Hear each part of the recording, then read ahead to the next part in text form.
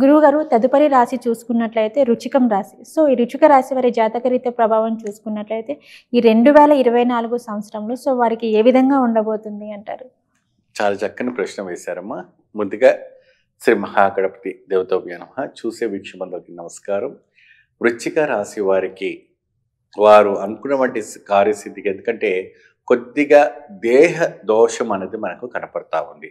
దేహ దోషం ఎప్పుడైనా వాళ్ళకి జలానికి సంబంధించినటువంటి దోషం ఎక్కువ ఉంటుంది. అది సైనస్ ప్రాబ్లం కావచ్చు, లేకపోతే దగ్గు కావచ్చు, ఇంకేదైనా డిజీజ్ కావచ్చు, ఇంకేదైనా కావచ్చు.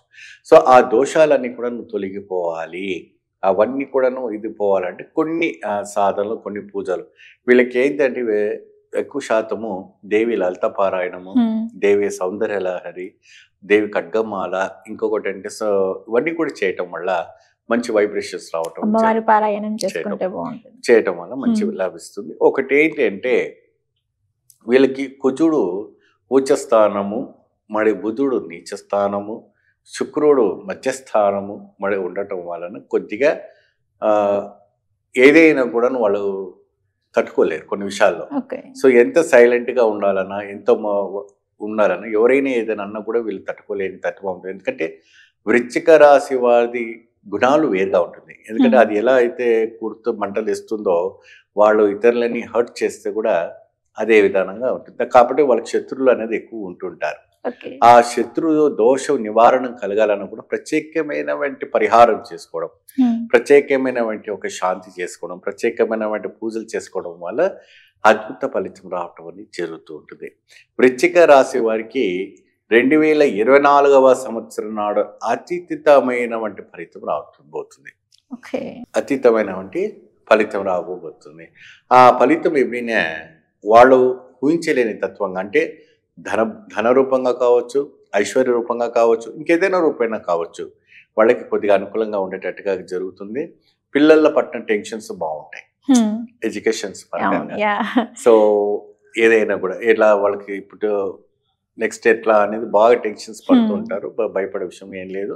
దానికి ప్రత్యేకమైనటువంటి ఒక గ్రహస్థితి అనుకూలమైనటువంటి శాంతి చేసుకుంటే సరిపోతుంది.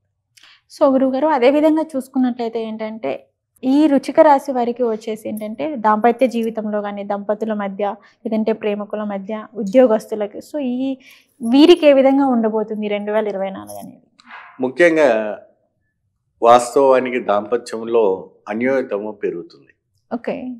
ఇదివరకు ఎప్పుడైతే కూడా వైరాగ్యం ఏదైనా విడిపోయిన వాళ్ళు కలవడానికి అవకాశం ఉంటుంది. సో ఇంతకు ముందు దానికని ఇప్పుడు చాలా బాగుంటుంది. 2024లో వాళ్ళకి మంచి శుభవార్త వింటారు, కలుస్తారు, వాళ్ళకి మంచి శుభం జరిగే అవకాశాలు కనపడుతుంటుంది. ఇంకోటి ఏంటంటే ప్రేమికులు వచ్చేటప్పటికి కూడాను కొన్ని విషయాల్లో వాళ్ళ పై చేయి ఉండాలనేసి వృశ్చిక రాశికి ఎప్పుడు కూడా పై చేయి ఉండాలి அப்படின்னு ఆలోచిస్తుంటుంది. కానీ ఇద్దరు కూడాను దాంట్లో కాస్త ఇది కావడం అనేది, అండర్స్టాండింగ్ ప్రాబ్లం కలవడం అనేది జరుగుతుంటుంది. సో ఆ విషయంలో కూడా కొద్దిగా జాగ్రత్త వహించేసి ఓర్పుతో సహనంతో మనం ముందుకు వెళ్తే సరిపోతుంది.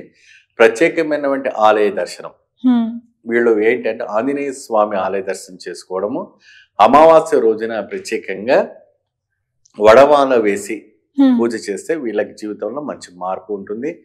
దానం వచ్చేటప్పటికి ప్రత్యేకంగా వీళ్ళు మినువులు దానం చేయటం వల్ల అద్భుత ఫలితం లభిస్తుంది.